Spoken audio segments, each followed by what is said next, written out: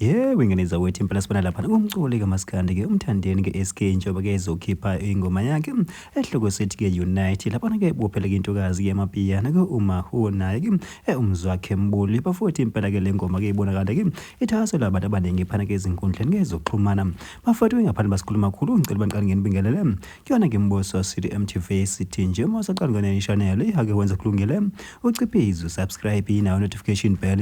uzithola zonke izindaba ke shisayo nazo ezitrendayo ake wingeneza wethu impela sibona lapha kumculi kaMaskandi umthandeni ke SK njengoba kezokhipha ke ulozolo ke lwe single track lapho kana ngiphethe intokazi ke yamapiyano ke uMahu ihambisana ke naye ke umzwakhe Mbuli engomeni ke ethi Africa Unite kanti ke wingeneza wethu impela uthe yona ke lengoma lena ke yomhlaba ke wase-Africa waphinde kwaveza wathi ke impela thina ke siyisizwe ke sokuthula ke noxolo kodwa ke